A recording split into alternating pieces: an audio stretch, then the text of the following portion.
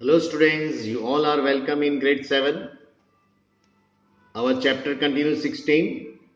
Water, a precious resource. Today we are going to see about forms of water. Are you afraid that continuous use will someday exhaust all the water available for use? Okay, one day water will be exhausted. So you know the water on the earth has been maintained for millions of years by various processes which makes the water cycle.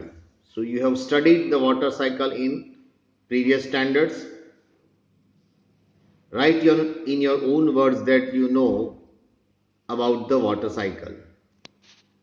Now our water cycle, which is consist of three processes. Number one, the first phase, that is evaporations, right? Then condensation, and then transpirations. Okay, we know that when the water circulates through the water cycle, it can found in all the three forms, that is solid, liquid and gas. So at any given time, sometimes on the earth, the solid form of snow, ice is present as ice caps at the poles of the earth. Snow covered mountains and glaciers. Liquid water is present in oceans, lake, river and even underground. The gaseous form is the water vapor that is available present in the air around us. The continuous cycling of the water among its three forms keeps the total amount of water on the earth constant even when the whole world is using it. So does it give you any relief? Yes, definitely. It is our moral duty to use water judiciously. So, can you recall the process involved in the water cycle? The following activity will help you. Now, activity number 16.3, which shows the process involved in the water cycle. They are labeled by the numbers. Match this number with this process given in the jumble form. Most towns and cities have water supply system maintained by the civic bodies. The water is drawn from nearby lakes, rivers, ponds or wells. The water is supplied through the network of pipes. Many villages do not have such water supply system, so their people fetch water from directly from the sources, as you can see in the figure. However, often people and even children have to walk several kilometers to bring the water. The children suffer a lot. They cannot attend the school regularly since they spend hours in fetching the water. So a large number of people draw water from the wells, tube wells or hand pumps. From where do these sources get waters? Okay. Now the first source of the water, that is rain. Correct. Here we see this table, we see this figure, water cycle, right? Now number one, you see here number is given as water cycle that we have studied in your previous standards. So number one, what is there? It is groundwater. Number second, evaporation. Number third number is what?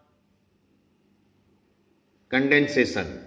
Yes, then after condensations, just now I have spoken in the beginning that groundwater is there, it evaporates and then it condenses. Third one is condensation. Fourth one, it makes clouds, and then transpiration. Fifth one, and sixth one, that is infiltration, means whatever the water which is dropped on the surface of the earth, it just absorbed by the soil. And finally, number 7, that is precipitation, and due to precipitations rain will drop on the surface of earth. So here we solve the jumble words to see the figure and we speak the process. Dear students, our questions was that from where do this source get of water, correct? So groundwater as an important source of water. You see, if we dug a hole in the ground near the water body, we may find that soil is moist. The moisture in the soil indicates the presence of water underground. If we dig deeper and deeper, we would reach level where all the spaces between the particle of the soil gaps between the rocks are filled with the water. So the water upper level of this layer is called water table, right? So underground water table is there, and that water table which will be recharged by the rainwater. Now the water table varies from place to place, and charge it may even change at given place. The water table may be at a depth or less than a meter or may several meters below the ground. The water found below the water table is called groundwater. And what is the source of this groundwater? The rainwater and the water from the sources such as rivers, ponds seeps through the soil and fill the empty spaces and cracks deep below the ground. The process of seeping water into the ground, that is infiltration, right? Just now we have seen this step infiltrations in that water cycle. So the groundwater thus get recharged by the process. At places the groundwater is stored between the layers of the hard rock below the water table, and this is known as aquifer. Okay, so this water in the aquifer can usually pump out with the help of tube wells or hand pumps, right? So have you ever been to site where construction of work is going on? Where do the workers get water for the construction? Maybe you have seen boring being done at such sites to reach the water table, right? Wherever the boring is done, right? So through the boring we can get the water from the ground level. Here you can see the groundwater and its water table. Now you see that stream of lake is there, then aquifer also you can visualize over here, groundwater. Through this stream of lake, that water which will be sipped or that absorbed by the soil, and that water goes into the deep part of the earth and it will be recharged and becomes water table.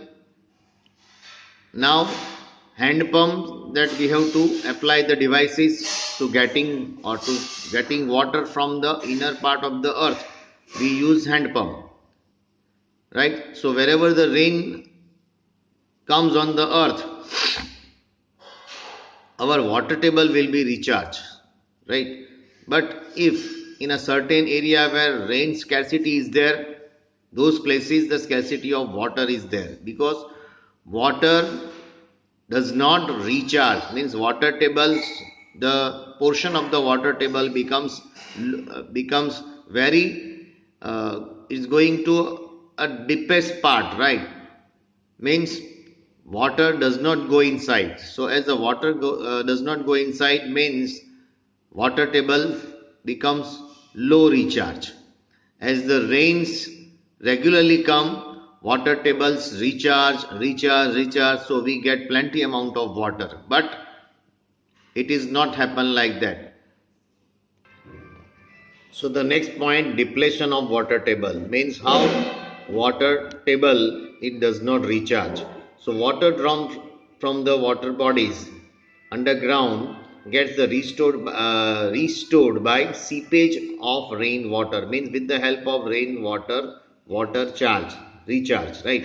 Now the water table does not get affected as long as we draw as much water as it replenished by the natural processes. However, water table may go down if the water is not sufficiently replenished, right? And this may happen due to the many reasons, that is due to the increasing of populations, industrial use, agricultural activities are some common factors affecting the water table. Scanty rainfall is another factor that may deplete water table.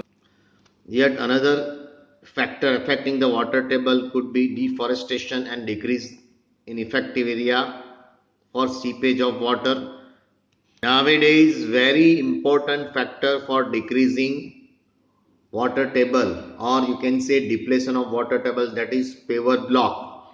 You see in our most of the area, even slums area also, on soil, instead of soil, municipality or that in villages also, they fix paver block. So due to the paver block, water rate of water seepage becomes low, means does water do not absorb by the soil. So so water does not go inside the layer of the soil, so water will be finished inside the underground. So this is also the one of the most important factor nowadays, that is by fixing the paver block on the earth, depletion of water table becomes less and less. Now our first factor, that is increasing population increasing also affect the depletion of water table. How? Let's we see in detail. Now increasing population is one of the first factor for depletion of water table. Increasing population create demands for the construction of houses, shop, offices, roads and pavements. You see here pavements will come. So this decrease opens the area like parks and playground. This is in turn decrease the seepage of rainwater into the ground. So what could be the consequences? Recall, the pakka floor does not allow the water to seep easily, while in grass lawn water seeps easily through in no time, right? Now that point comes here, you see that paver blocks.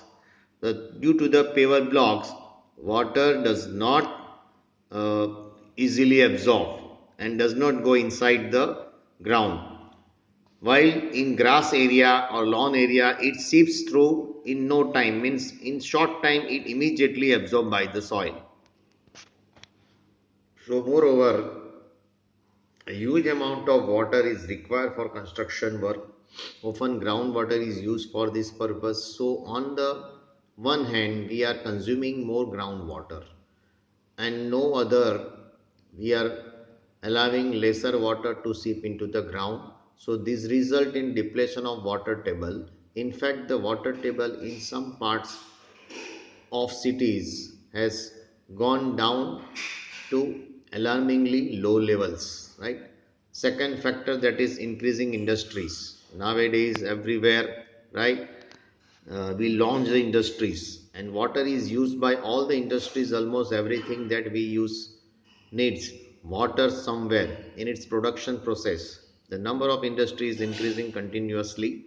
Water used by the most of the industry is drawn from the ground.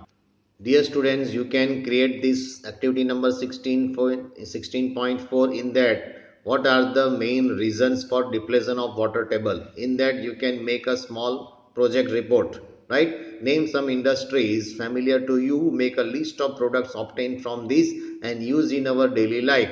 Discuss with your teacher and parents how the growing industry activity is responsible for this depletion of water table. Means how these all the factories, they are responsible for depletion of water table. That you can write down many things in this, right?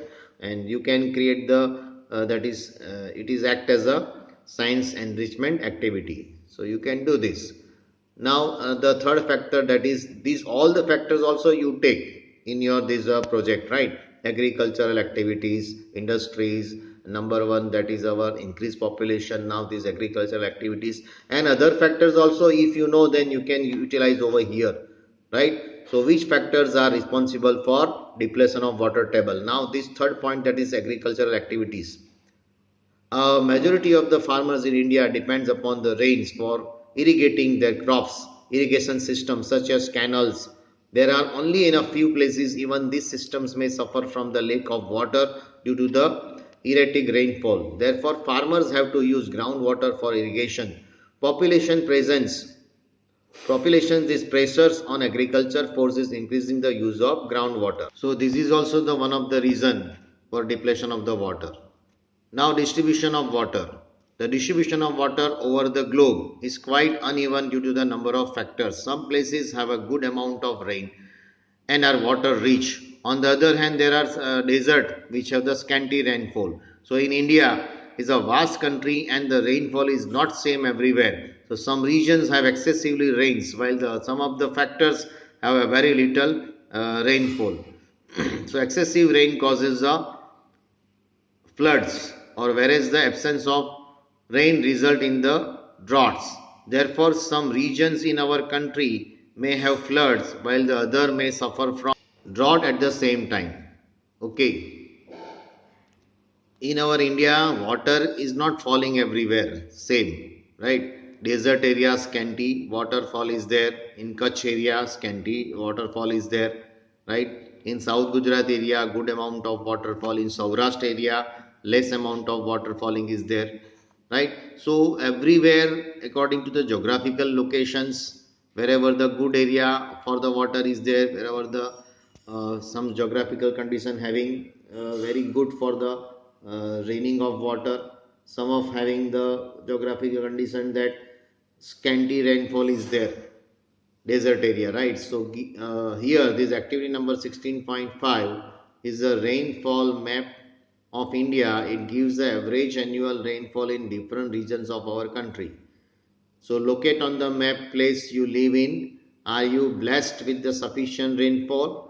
Is there a sufficient water available in your area throughout the year? It may be possible that we are living in an area where there is a sufficient rainfall, yet there is a shortage of water. So can we attribute this mismanagement of water resources? Yes. So you can also prepare a project with the help of this rainfall map. You see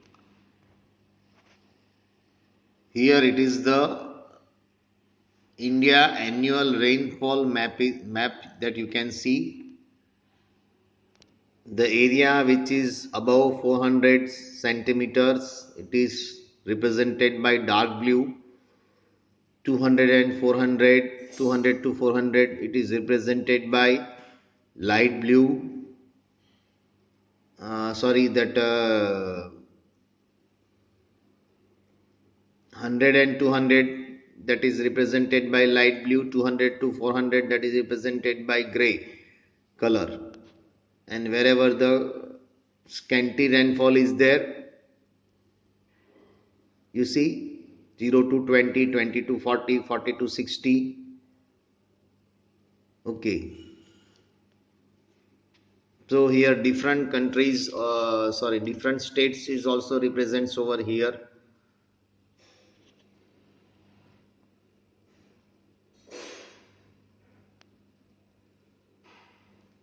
So dear students, with the help of this map,